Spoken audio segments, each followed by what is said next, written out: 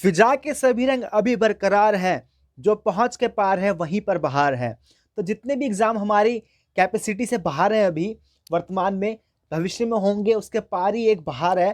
तो इसी कोटेशन के साथ मैं स्मिथ आप सबका स्वागत करता हूं मेरे यूट्यूब चैनल के ऊपर। तो आज मैं आपके सामने पेपर लेके आया हूँ एमए एंट्रांस टेस्ट पेपर, जो कि संबंधित है बनारस हिंदू यूनिवर्सिटी बीएचयू से। और इसके अंदर काफ़ी अच्छे अच्छे क्वेश्चन है। मेरे को बहुत अच्छा पेपर लगा, क्योंकि इसके अंदर क्वेश्चन का एक लेवल बहुत अच्छे तरीके से पूछा गया है इसके अंदर, और काफ़ी इंटरेस्टिंग क्वेश्चन पूछे गए हैं। तो आप भी इस क्वेश्चन पेपर को देखें, और ये क्वेश्चन पेपर हमारे आने वाले विभिन्न एग्जामों के लिए भी एक मॉडल टेस्ट पेपर के तौर पर कार्य कर सकता है, क्योंकि इसके अंदर काफ़ी अच्छे अच्छे क्वेश्चन मुझे लगे। तो आइए इसको पेपर को देखते हैं और हल करते हैं। तो इसके अंदर सबसे पहला ही क्वेश्चन जो कि इस प्रकार है, अखिल भारतीय संयुक्त किसान सभा के संस्थापक कौन थे? तो अखिल भारतीय संविधान जो ऑल इंडिया यूनाइटेड किसान सभा है, अभी दिल्ली के अंदर भी काफ़ी ज़्यादा इससे रिलेटेड एक बहुत बड़ा आंदोलन हुआ। तो ये क्वेश्चन हाईलाइटेड में था और ये पूछा भी गया था 2021 के यूजीसी नेट के अंदर के कौन संबंधित था। तो ये संबंधित थे सहजानंद स्वामी सहजानंद संबंधित थे ऑल इंडिया यूनाइटेड किसान सभा के साथ। सेकंड क्वेश्चन जो कि बहुत अच्छा क्वेश्चन था, निम्न में से यह किसने कहा कि कोई भारतीय इंडियन नेशनल कांग्रेस की स्थापना नहीं कर सकता? तो ये बात कही थी जी के गोखले जी ने कही थी। जी के गोखले जी ने, गोपाल कृष्ण गोखले जी ने बात कही थी कि कोई भी सदस्य इंडियन नेशनल कांग्रेस जैसी संस्था का स्थापना वर्तमान उस समय में नहीं कर सकता था। भारत में स्वदेशी आंदोलन का आरंभ किस वर्ष हुआ? तो स्वदेशी आंदोलन जो हुआ था भारत के अंदर, तो स्वदेशी आंदोलन जो भारत के अंदर हुआ था 1905 के अंदर हुआ था स्वदेशी आंदोलन का शुरुआत। और इसी के द्वारा भारत के अंदर तिलक जी ने बहुत बड़ी भूमिका निभाई थी इसके अंदर। एनी बेसेंट हो गई स्वदेशी आंदोलन के अंदर। और ये क्वेश्चन और पूछा था कि स्वदेशी आंदोलन से कौन कौन से नेता जुड़े हुए थे? तो इसको याद रखें, गांधी जी इसके साथ नहीं जुड़े हुए थे। और इस समय 2006 की एक बहुत महत्वपूर्ण घटना है, जिसके अंदर मुस्लिम लीग का 1906 के अंदर स्थापना हुई थी मुस्लिम लीग की। और 1905 के अंदर याद रखें कि बंगाल का विभाजन भी किया गया था, बंगाल को 2 हिस्से में बांट दिया गया था। तो ये चीज़ भी याद रखें। 1916 के अंदर लखनऊ पैक्ट हुआ था, जिसके अंदर मुस्लिम लीग और कांग्रेस पार्टी दोनों साथ में आ गए थे। तो और 1920 के अंदर असहयोग आंदोलन की शुरुआत की गई थी गांधी जी द्वारा। फोर्थ क्वेश्चन जो कि इस प्रकार है, एम के गांधी इससे संबंधित नहीं है। तो इससे संबंध नहीं रखते हैं गांधी जी। तो गांधी जी स्वदेशी आंदोलन संबंधित नहीं है। बाकी आज सहयोग आंदोलन जो कि 1920 के अंदर हुआ था, भारत छोड़ो आंदोलन जो कि 1942 के अंदर हुआ है, सविनय अवज्ञा आंदोलन जो कि 1930 के अंदर गांधी जी ने शुरू किया था। तो ये सभी इससे गांधी जी जुड़े हुए थे। लेकिन स्वदेशी आंदोलन जो कि 1905 के अंदर हुआ था, इसके साथ गांधी जी नहीं जुड़े थे, क्योंकि गांधी जी उस समय साउथ अफ्रीका के अंदर थे। वो 1914 या 15 में आए थे मेरे ख्याल से, 1915 में भारत में आए थे। तो उससे पहले वो दक्षिण अफ्रीका के अंदर थे। तो स्वदेशी आंदोलन की शुरुआत 1905 के अंदर हुई थी, जिसके अंदर यहाँ के जो नेता थे उन्होंने बताया था कि स्वदेशी जो जितनी भी चीज़ें हैं उन चीज़ों का इस्तेमाल करें और विदेशी चीज़ों का बहिष्कार करें। पांचवा क्वेश्चन जो कि इस प्रकार है, भारतीय संविधान सभा को आयोजित करने में विविध आधार किसने प्रदान किया? तो ये विधिक आधार यानी लीगल अधिकार किसने प्रदान किया था? तो ये किया है कैबिनेट मिशन योजना। और कैबिनेट मिशन योजना के तहत ही भारतीय संविधान सभा का निर्माण हुआ था। संविधान सभा में उद्देश्य प्रस्ताव प्रस्तुत किया। तो उद्देश्य प्रस्ताव जो हमारा प्रस्तुत किया था वो जवाहरलाल नेहरू जी ने प्रस्तुत किया था, उद्देश्य प्रस्ताव। तो इसका सही आंसर है JL नेहरू जी ने उद्देश्य प्रस्ताव संविधान सभा का प्रस्तुत किया था। निम्न में से कौन एक कांग्रेस समाजवादी पार्टी से संबंधित नहीं है?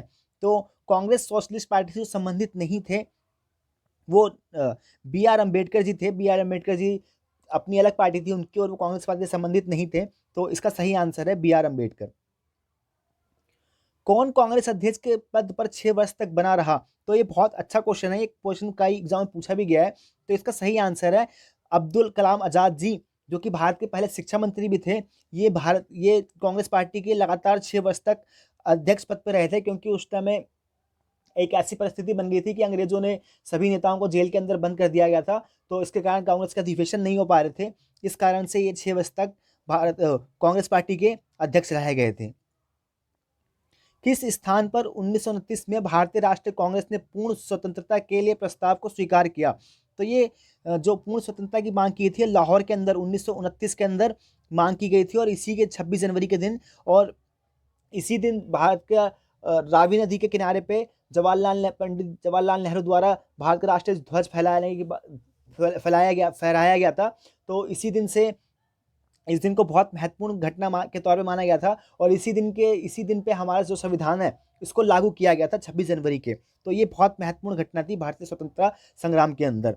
तो आप देख सकते हैं इसके अंदर जितने भी क्वेश्चन है, क्योंकि बीएचयू एक सेंट्रल यूनिवर्सिटी है, उसका एक लेवल है, काफ़ी अच्छे क्वेश्चन पूछे हैं इन्होंने।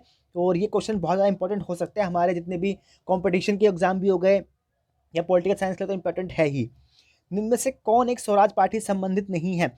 स्वराज पार्टी आप जानते हैं बहुत ज़्यादा हाईलाइटेड क्वेश्चन रहते हैं, इनसे पूछे जाते हैं क्वेश्चन।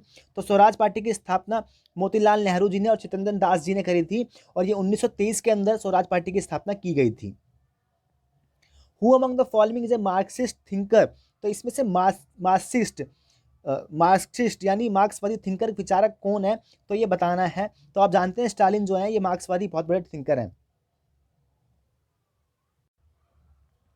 12वां क्वेश्चन जो कि इस प्रकार है, who among the following were not extremist? तो इनमें से कौन अतिवादी नहीं थे? तो अतिवादी आप जानते हैं जिन्होंने एक्सट्रीमिक विचार के तौर पे गए थे, वो बीजी बाल गंगाधर तिलक जी थे, लाला लाजपत राय जी थे, और बीसी पाल यानी लाल बाल पाल जिन्हें हम कहते हैं। तो इन्होंने एक एक्सट्रीम रास्ता अपनाया था, लेकिन जो गोखले जी थे, गोखले जी हो गए, दादा भाई नेहरू जी हो गए, इन्होंने एक एक्सट्रीम ना अपनाकर एक उदार नीति अपनाई थी।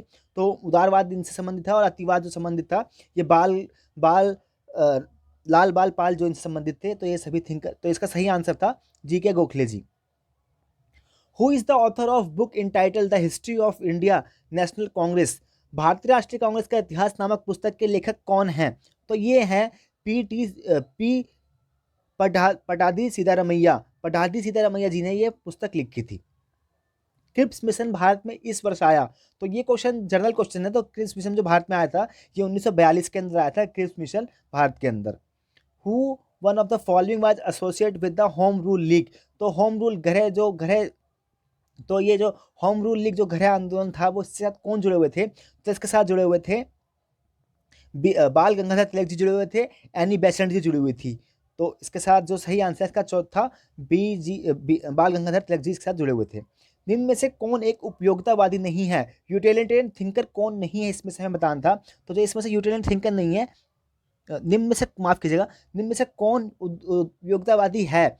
तो उपयोगितावादी जो है रूसो तो आप जानते हैं नहीं है, ग्रीन भी नहीं है, लॉक भी नहीं है, और यूटिलिटेरियन में जेएस मिल है, माफ कीजिएगा जेएस मिल आते हैं, बेंथम आते हैं, जर्मी बेंथम आते हैं। ये सभी थिंकर उपयोगितावाद के विचारधारा से संबंधित हैं। निम्न में से कौन सुमेलित नहीं है? तो इसके अंदर सुमेलित जो नहीं है मैं बताना था। तो जो इसके अंदर सम्मिलित नहीं, आइए देख लेते हैं इसको। एम.के. गांधी संविदा वैज्ञानिक आंदोलन के साथ जुड़े हुए हैं, खिलाफत आंदोलन के साथ जिन्ना जी नहीं जुड़े हुए थे, मोतीलाल नेहरू कमेटी के साथ जुड़े हुए हैं, फॉरवर्ड ब्लॉक जो कि उन्होंने 1939 में इसका गठन किया था सुभाष चंद्र बोस जी ने, फॉरवर्ड ब्लॉक भी सही है। लेकिन जो खिलाफत आंदोलन के साथ नेहरू जी माफ कीजिए गांधी जी जुड़े हुए थे इसके साथ, तो जिन्ना जी इसके साथ नहीं जुड़े हुए थे। और ये जो खिलाफत आंदोलन था ये तुर्की के जो खलीफा थे उनके समर्थन के लिए करा गया था। दो भारतीय बंधुओं के समर्थन में, अली शौकत और एक का नाम कुछ और था, तो उनके समर्थन में ये खिलाफत आंदोलन किया गया था। जो खलीफा थे तुर्की के उनके समर्थन के लिए किया गया था। संविधान के किस अनुच्छेद के अंतर्गत राज्यपाल को अध्यादेश प्रकृत करने का अधिकार है? तो राज्यपाल को जो संविधान के अंदर जो अध्यादेश प्रकृत करने का अधिकार होता है तो वह है अनुच्छेद 213 के अंदर। अनुच्छेद 213 संबंधित है राज्य के अंदर, और जो नेशनल लेवल पे होता है, सेंट्रल लेवल पे, तो वो होता है 1, 2, 3 यानी 123 के अंदर अनुच्छेद जो राष्ट्रपति के पास होता है अध्यादेश जारी करने की शक्ति। और ये क्वेश्चन पूछा गया है एग्जाम के अंदर, तो इसको आप देख लें अच्छी तरीके से। तो जो इसके अंदर इसके हिसाब से जो आंसर है वो है राज्य के अंदर जो होता है राज्यपाल को 213 के तहत होता है। भारतीय संविधान के अनुच्छेद 13 का उद्देश्य इसकी सर्वोच्चता स्थापित करता है। तो जो भारतीय संविधान का जो 13वां अनुच्छेद है वो बात करता है मूलभूत अधिकार का, मूलभूत अधिकार की बात करता है। तो इसी के कारण इसे कहा जाता है भारतीय संविधान की सर्वोच्चता है, नागरिकों को जो फंडामेंटल राइट दिए जा रहे हैं इसी से आते हैं। Free of the press is not provided by the constitution but it is a inherent. तो जो संविधान में जो ये प्रेस की स्वतंत्रता का प्रावधान भारतीय संविधान में नहीं है, किंतु ये अंतर्निहित है। तो ये किस संविधान के तहत अंतर्निहित है, किस अनुच्छेद के अंतर्निहित है? तो जो अंतर्निहित है ये है 19A के तहत, 19A(1) के तहत में ये संविधान के अंदर जो प्रेस की स्वतंत्रता है इसकी बात की गई है भीतरी तौर पे। उच्चतम न्यायालय द्वारा किसी मामले में कानूनी कार्रवाई रोकने के लिए किस रीट को जारी किया जाता है? तो उच्चतम न्यायालय यानी सुप्रीम कोर्ट ऑफ इंडिया जो स्टॉप लीगल प्रोसीजर के लिए किसके लिए करता है?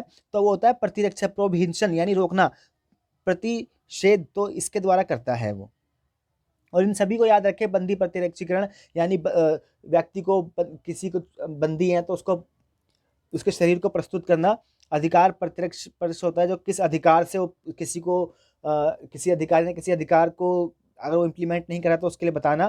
तो ये सभी चीज़ें आप याद रखें, एग्जाम में पूछ ली जाती है ये।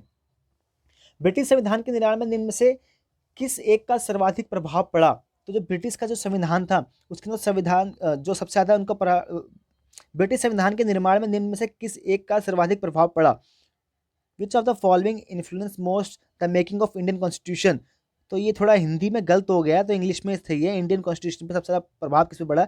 हिंदी में गलत है थोड़ा, तो इसको हिंदी में इंग्लिश में देख लेते हैं। तो जो भारत का संविधान को सब मोस्ट प्रभाव पड़ा था वो 1935 का जो संविधान का एक्ट था हमारा, भारत सरकार अधिनियम, तो इसके का बहुत प्रभाव पड़ा है। और लगभग कहा जाता है कि 70 से 75% चीज़ें इसी एक्ट के द्वारा भारतीय संविधान के अंदर ली गई थी।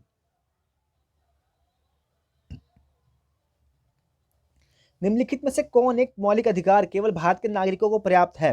तो जो भारत के नागरिकों का अधिकार है, मौलिक अधिकार, वो है धर्म, मूल जाति, लिंग या जन्म के आधार पर विभेद का प्रतिरोध। यानी उनके धर्म, जाति, लिंग के आधार पर उनके साथ किसी भी तरह का इसका भेदभाव नहीं किया जाएगा, प्रतिरोध नहीं किया जाएगा। तो ये संबंधित है भारत के नागरिक से, प्रिवेंशन ऑफ प्रतिषेध करना। तो पहला इसका आंसर सही था। भारतीय संविधान के अनुच्छेद 14 में विधि के समक्ष समानता, तो देखिए ये क्वेश्चन पेपर हमें कहीं ना कहीं समझ भी दे रहा है। तो विधि के इक्वालिटी बिफोर लॉ, तो ये किससे लिया गया है, किससे इन्फ्लुएंस है? तो ये इन्फ्लुएंस है ब्रिटिश संविधान से लिया गया है। किस संविधान संशोधन अधिनियम के अंतर्गत मूलभूत कर्तव्यों का अध्याय भारतीय संविधान में जोड़ा गया? तो जो मूलभूत कर्तव्य यानी नीति निर्देशांक तत्व, माफ कीजिएगा, फंडामेंटल ड्यूटी, मौलिक कर्तव्य, तो ये जोड़ा गया है भारतीय संविधान के अंदर 42वें संविधान संशोधन, जिसे हम मिनी कॉन्स्टिट्यूशन भी कहते हैं। तो 1976 के अंदर ये जोड़ा गया था मौलिक कर्तव्य की बात। तो वर्तमान में ये 11 हैं, लेकिन जो उस समय जोड़ी गई थी 10 थी। और ये जो 11वां जोड़ा गया है, 6 से 14 वर्ष के बच्चों को शिक्षा का अधिकार देना, ये 2002 के अंदर जोड़ा गया था। तो इसको भी याद रखें आप।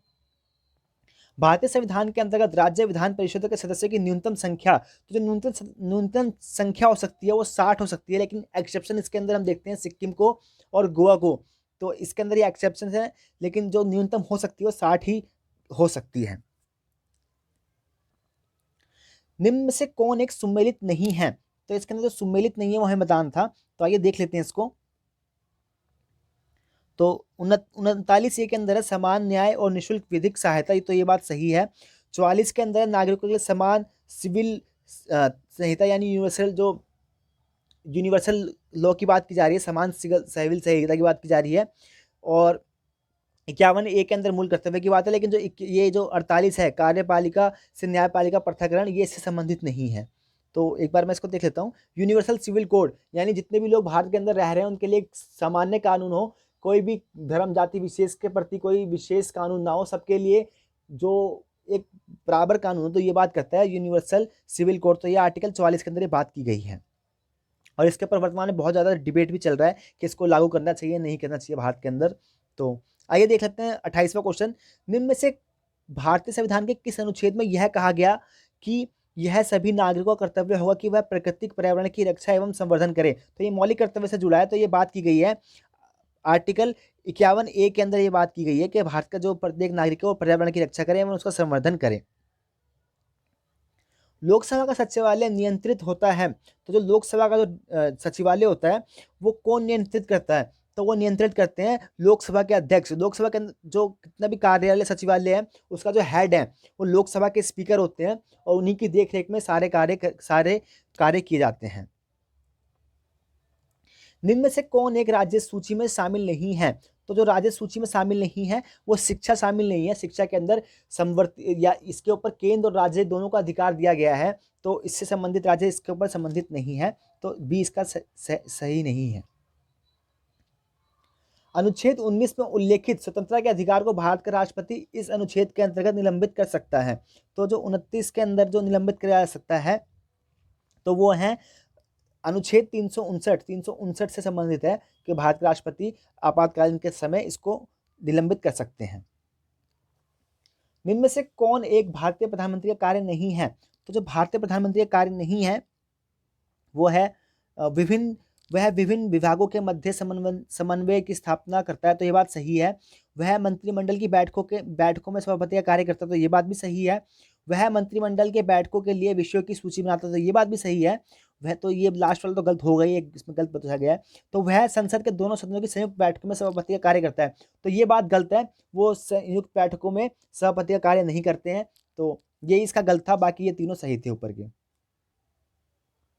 33वां क्वेश्चन जो कि इस प्रकार है, विच of the following is correct. तो इसमें से कौन सा करेक्ट है मतदान था, तो देख लेते हैं इसको। राज्यपाल को संसद हटा सकता है, तो ये बात तो नहीं है। राज्यपाल को राज्य की विधायिका हटा सकती है, तो ये बात भी नहीं है। राज्यपाल को भारतीय राष्ट्रपति हटा सकते हैं, तो ये बात सही है। तो इसमें से हमें एक सही बताना, तो यही इसका सही है। राज्यपाल को 5 वर्ष के पूर्व नहीं हटाया सकता, तो ये बात भी governor can not be remove before 5 year, तो ये बात भी कहीं ना कहीं सही नहीं है, क्योंकि उनको पहले हटाया जा सकता है और राष्ट्रपति के प्रसाद पर्याप्त ही राज्यपाल बने रहते हैं। जब तक राष्ट्रपति चाहते हैं तब तक ही वो रहते हैं। निम्न में से किस अनुच्छेद में राष्ट्रपति के महाभियोग का प्रावधान है? तो इस क्वेश्चन को देख लें, काफी इंपॉर्टेंट क्वेश्चन, जनरल क्वेश्चन है, कई एग्जाम में पूछा गया है कि किससे है। तो ये जुड़ा हुआ है, राष्ट्रपति को जो महाभियोग कर दिया जाता है ये अनुच्छेद 61 से जुड़ा हुआ है। और महाभियोग की प्रक्रिया में एक चीज याद रखें कि उनको विशेष या सामान्य बहुमत से उनको हटाया नहीं जा सकता, इसके लिए विशेष बहुमत चाहिए, सामान्य बहुमत से उनको हटाया नहीं जा सकता। विशेष बहुमत यानी 2/3 तिहाई सदस्य की बहुमत से ही महाभियोग पारित किया जाना चाहिए। निम्न में से कौन एक पंचायती राज से संबंधित है? तो अशोक राय मेहता, आप जानते ही हैं, अशोक मेहता कमेटी, अशोक मेहता संबंधित है पंचायती राज से। अशोक मेहता, बलवंत राय मेहता, ये सभी कमेटियां संबंधित हैं पंचायती राज व्यवस्था से। सरकारी आयोग का आप जानते हैं केंद्र और राज्य के बीच समन्वय से स्थापित करने के लिए आयोग की स्थापना की गई थी। भारत का नियंत्रण एवं महालेखक परीक्षक अपने पद से हटाया जा सकता है। तो जो भारत का CAG होता है, कंट्रोलर एंड ऑडिटर जनरल, ये स्पेलिंग भी याद रखें। अभी कुछ एग्जाम में पीछे पूछ लिया गया था कि कंट्रोलर एंड ऑडिटर की स्पेलिंग क्या है, तो वहाँ पे उन्होंने कंट्रोलर लिख के कहीं पे कंट्रोलर स्पेलिंग का करके ऐसे पूछ लिया था। तो इसको कौन हटा सकता है?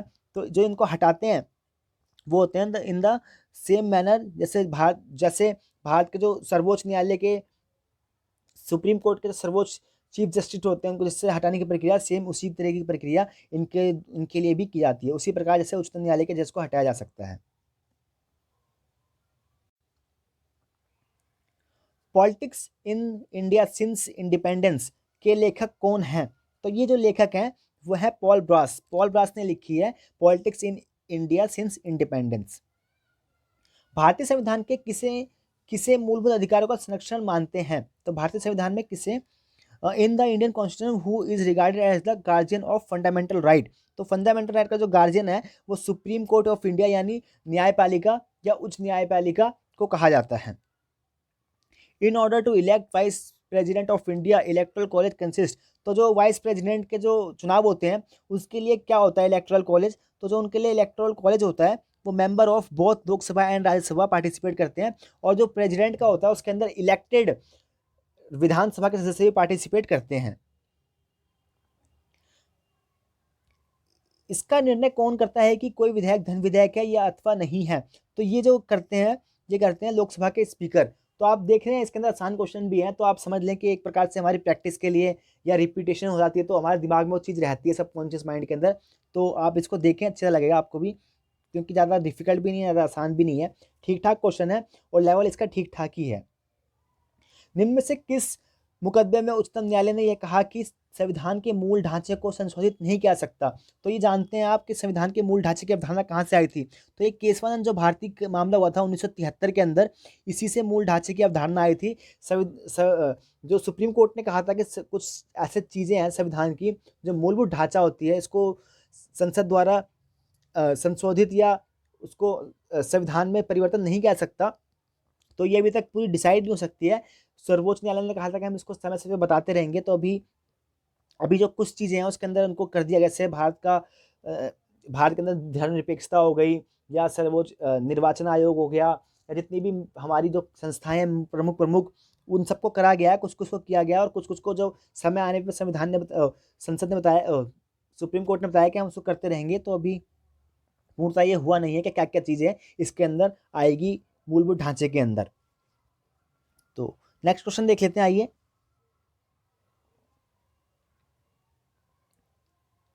उपराष्ट्रपति के निर्वाचन संबंधित विचार का कौन निर्णय करता है? तो who decided A dispute concerning election of vice president? तो वाइस प्रेसिडेंट के जो चुनाव में जितने भी डिस्प्यूट होते हैं वो सुप्रीम कोर्ट उसके लिए फाइनली डिसीजन लेता है। आदर्शवादी कौन है? आइडियलिस्ट थिंकर इसमें से कौन से हैं? तो जो आइडियलिस्ट थिंकर हैं वो हीगल हैं। हीगल आइडियलिस्ट थिंकर है, लास्ट की नहीं है, ऑस्टिन भी नहीं है, मैकाइवर नहीं है, तो इसका आंसर हीगल सही है। हीगल की एक कोटेशन भी बहुत फेमस है। उन्होंने बताया था कि state is a god, state is A March, state is a god of March, ऐसी उन्होंने बताया था कि हिंदी में बताता हूँ आपको कि जो राज्य है वो ईश्वर का अवतरण है। तो इस प्रकार से उन्होंने बात कही थी हीगल ने। तो ये स्टेट के बहुत बड़े थिंकर थे और ये आइडियलिस्ट थिंकर इन्हें कहा जाता है। Under which article parliament can perform a state? तो भारतीय संविधान के किस अनुच्छेद के अंतर्गत संसद को नए राज्य के गठन का अधिकार है? तो जो नए राज्य का गठन का अधिकार है वो संसद को अनुच्छेद 3 के तहत है। विच of the following is not correctly match? तो करेक्टली जो मैच नहीं आई इसके अंदर देख लेते हैं। तो जो एबुलेशन ऑफ टाइटल्स, यानी जो हमें उपाधि दी जाती है उसका अंत करना, तो ये 18 से संबंधित है। Right to exploitation, right to exploitation संबंधित है। तो राइट टू एक्सप्लॉइटेशन संबंधित 23 से संबंधित है। Protection of interest of minority, तो ये भी संबंधित है। लेकिन जो इक्वालिटी बिफोर लॉ है ये इससे संबंधित नहीं है, बाकी ये सारे संबंधित हैं। निम्न में से कौन एक बहुलवादी नहीं है? तो इसमें से जो नहीं है, इसके अंदर तो बहुलवादी नहीं है, बौंदा नहीं है, लास्की हो गया, बार्कर हो गया, मैकाइवर हो गया, ये सारे पुलिस्टिक थिंकर हैं। तो एक बहुलवादी नहीं, तो बौंदा इसके अंदर नहीं है। यह किसने कहा कि अधिकार आंतरिक विकास के लिए एक बाहरी दशा है? तो ये बात करी थी ग्रीन ने बात की है कि जो अधिकार है वो आंतरिक विकास के लिए एक बाहरी दशा है। Who is the author of the book entitled the democratic theory? तो डेमोक्रेटिक थ्योरी की बात की है मैकफर्सन जी ने। तो डेमोक्रेटिक थ्योरी के साथ जुड़े हुए हैं सीवी मैकफर्सन। और इंडिविजुअलिस्टिक, ऐसे इनका कुछ एक आइडिया है, पोसेसिव इंडिविजुअल के साथ भी जुड़े हुए हैं मैकफर्सन। भारतीय संविधान की 7वीं अनुसूची इससे संबंधित है। तो जो भारतीय संविधान की 7वीं अनुसूची है वो संबंधित है केंद्र तथा राज्यों के मध्य शक्तियों का विभाजन, जिसके अंदर state union list, state list और समवर्ती सूची, केंद्र सूची, राज्य सूची और समवर्ती सूची, कंकरेंट लिस्ट की बात की गई है। तो ये तीनों संबंधित है 7वीं अनुसूची से। निम्न में से किसने सामाजिक संविदा के सिद्धांत का उपयोग नए रूप में किया? तो ये जो नए रूप में उपयोग किया है वो जेएस मिल ने किया है। संपत्ति के श्रम सिद्धांत का प्रथम प्रतिपादक कौन था? तो जो संपत्ति का जो श्रम सिद्धांत है, जो इसका सबसे पहले इन्होंने जो किया था वो किया था संपत्ति के प्रथम, तो इसका किया गया है लॉक के द्वारा। लॉक ने प्रकृति के अधिकार की बात की थी, इसके अंदर उन्होंने संपत्ति के सभी अधिकारों की बात की थी उन्होंने। यह किसने कहा कि संपत्ति प्राकृतिक संस्था है? यह किसने कहा कि संपत्ति प्राकृतिक संस्था है? तो ये भी बात करी है संपत्ति को प्राकृतिक संस्था की, अरस्तु ने बात करी है। कम्युनिस्ट मैनिफेस्टो इस वर्ष में लिखा गया। तो जो कम्युनिस्ट मैनिफेस्टो है तो ये लिखा गया था एकदम एग्जैक्ट, इसका मैं देख लेता हूँ एक बार, जितना मुझे याद है इसका कम्युनिस्ट मैनिफेस्टो लिखा गया है 1848 के अंदर। और कम्युनिस्ट मैनिफेस्टो जो कार्ल मार्क्स की रचना है, इन कार्ल मार्क्स बहुत इंपॉर्टेंट थिंकर है, इनको याद रखें क्योंकि इनकी जो विभिन्न रचनाएं हैं किस वर्ष लिखी गई और इनका कालानुक्रम क्या है, कौन पहले आई कौन बाद में आई, इससे रिलेटेड बहुत एग्जाम के अंदर पूछा गया। तो उनका क्रोनोलॉजी को याद रखें आप, पहला दूसरा तीसरा और कौन से वर्ष में आया, तो उनको व्यवस्थित करने के लिए कई बार मैंने देखा एग्जाम में पूछा गया क्वेश्चन है, तो याद रखें इनको आप। लॉक संप्रभुता की धारणा इसके साथ संबंधित है। लॉक की जो the concept of popular sovereignty is associate with लोक संप्रभुता, माफ कीजिएगा मैं लॉक पढ़ रहा था, लोक संप्रभुता की धारणा इससे संबंधित है। जो पॉपुलर सोविनिटी का आइडिया है वो संबंधित है रूसों से। रूसों ने दिया ये आइडिया। और जो हॉब्स है उन्होंने सीमित सीमित सोवर्निटी की बात करी थी, और सीमित सोवर्निटी की बात करी थी, और लॉक ने भी बात करी थी जो राजतंत्रीय लोक प्रभु सत्ता होती है उसकी बात करी थी, और जो पॉपुलर सोवर्निटी की बात करी है रूसों ने करी है। ये एग्जाम में भी कई बार पूछा गया और मैचिंग में आ जाता है कि कौन किसके साथ जुड़ा हुआ है। Who supported a legal theory of right, तो कानूनी अधिकार के सिद्धांत का समर्थक कौन है? तो जो कानूनी अधिकार का समर्थक है वो ऑस्टिन है।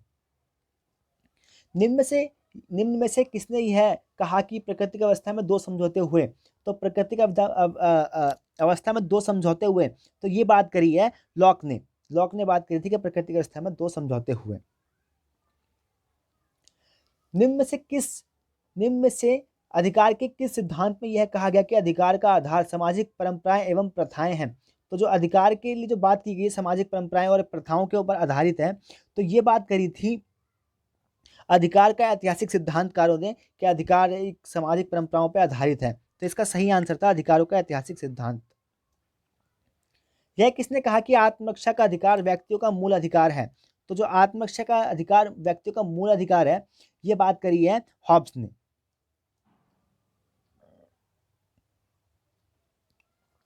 Who of the following supported proportionate equality among citizen?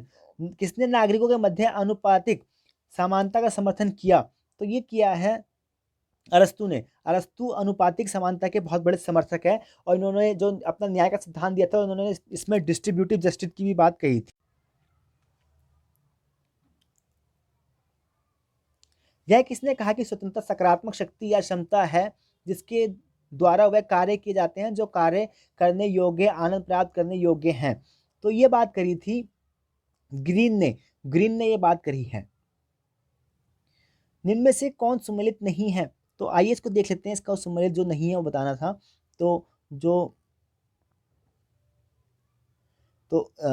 प्लेटो संबंधित है रिपब्लिक पुस्तक के साथ, आप जानते हैं। अरस्तु संबंधित है पॉलिटिक्स के साथ, बहुत फेमस इनकी पुस्तक है। कौटिल्य अर्थशास्त्र के साथ संबंधित है, आप जानते हैं कौटिल्य को। तो जो ग्रामर ऑफ पॉलिटिक्स जो बुक्स लिखी है और लास्की ने लिखी है जितना मुझे याद है, तो इससे संबंधित नहीं है। ऑन लिबर्टी बुक इन्होंने लिखी है, और on subjection of women book जे.एस. मिल ने लिखी है। तो ये सब चीज़ें लिखी है, तो इसका सही सम्मिलित नहीं था, वो जे.एस. मिल सम्मिलित नहीं है।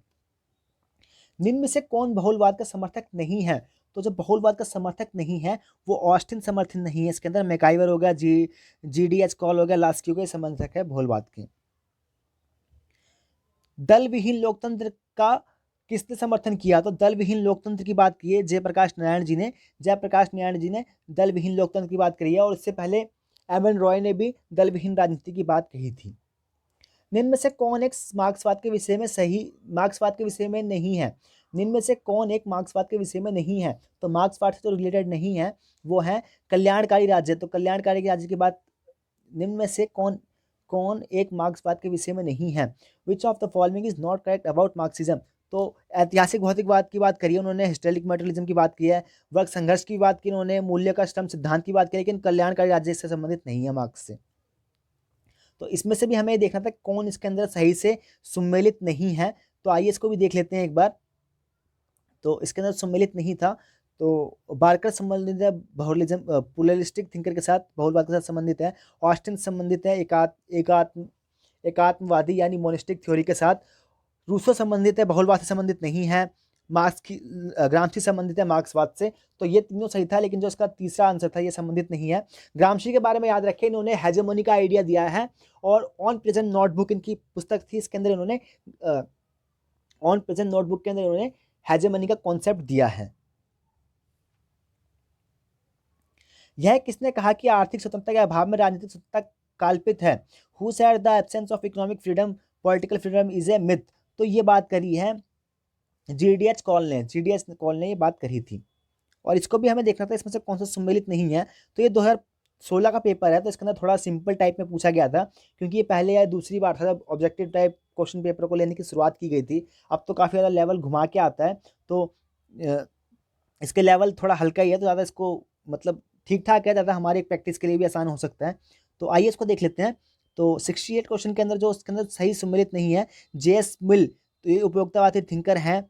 लॉक प्रकृति के अधिकार की बात करते हैं, रूसो सार्वजनिक इच्छा की बात करते हैं, जनरल विल की बात इन्होंने करी है, और शक्ति पृथक्करण की बात हॉब्स ने नहीं करी है, शक्ति पृथक्करण की बात करी है मॉन्टेस्क्यू ने। मॉन्टेस्क्यू जिनकी स्पिरिट ऑफ लॉ पुस्तक थी, उसके अंदर इन्होंने शक्ति पृथक्करण का आइडिया था, जिसके आधार पर संविधान, अमेरिका का संविधान माना जाता है, जिसके अंदर उन्होंने जुडिशरी, न्यायपालिका न्यायपालिका कार्यपालिका और विधानपालिका तीनों के जो कार्य क्षेत्र हैं उसको पृथक करने का काम किया था स्पिरिट ऑफ लॉ पुस्तक के अंदर। विच of the following is not correctly match, तो इसके अंदर कौन सा करेक्टली मैच नहीं है वो बताना था हमें। तो मार्क्स डेमोक्रेटिक सोशलिज्म के साथ नहीं जुड़े हैं, आप जानते हैं सोशलिज्म के साथ डेमोक्रेटिक आइडिया के साथ वो नहीं जुड़े हैं। मैकाइवर मॉडल्स के साथ जुड़े हैं, John Rawls the theory of justice के साथ जुड़े हैं, प्लेटो स्टेटमेंट के साथ जुड़े हैं, लेकिन जो डेमोक्रेटिक सोशलिज्म है इसके साथ मार्क्स नहीं जुड़े हुए हैं। गांधी जी वाज इन्फ्लुएंस, तो गांधी जी किससे प्रभावित थे, तो टॉलस्टॉय के साथ वो बहुत ज़्यादा प्रभावित थे गांधी जी, तो इसका डी सही था। यह किसने कहा कि प्रकृति की अवस्था शांति एवं सहयोग की अवस्था थी, तो ये आप जानते हैं, ये बात करी है लॉक ने ये बात कही थी कि जो प्रकृति की अवस्था है वो शांति एवं सहयोग की अवस्था थी। अकॉर्डिंग टू प्लेटो के अनुसार, तो प्लेटो ने क्या कहा है राज्य के बारे में ये बताना था हमें। तो प्लेटो ने राज्य के व्यक्तियों का विकसित रूप है, state is a individual at large, तो ये बात कही थी इन्होंने। State is a prior to individual, ये बात कही है अरस्तु ने, और जो state is a individual at large की बात करी है प्लेटो ने।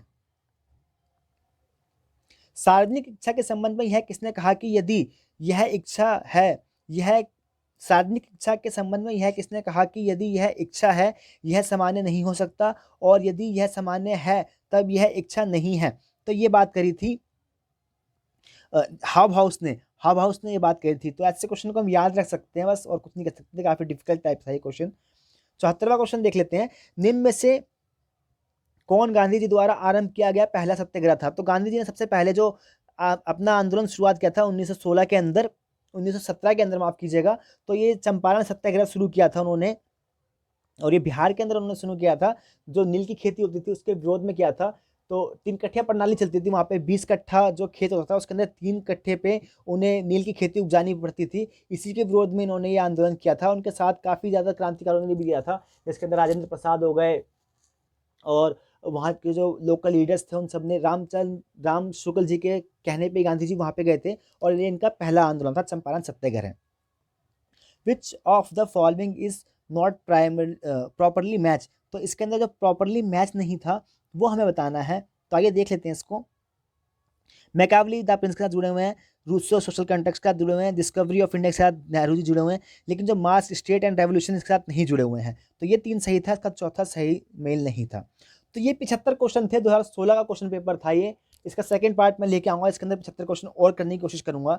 तो ये आपने क्वेश्चन देखा, काफ़ी ज़्यादा ठीक ठाक क्वेश्चन थे, ना डिफिकल्ट है ना आसान है, और कई क्वेश्चन अच्छे भी है जो कि हमारे लिए आगे इंपॉर्टेंट कर सकते हैं, और इससे हमारी एक प्रैक्टिस भी हो सकती है आने वाले एग्जामों के लिए। तो उम्मीद करता हूँ आपको अच्छी लगी होगी ये वीडियो। अगर कुछ कमी रहेगी तो कमेंट करके ज़रूर बताएं, और अगर आपको थोड़ा बहुत भी अच्छा लगा होगा तो प्लीज़ कमेंट करके बताएं कैसे रहा। और अपना प्यार ऐसे चैनल के साथ बना के रखें। आपने मेरी वीडियो को देखा, इसके तहे दिल से आप सभी का धन्यवाद।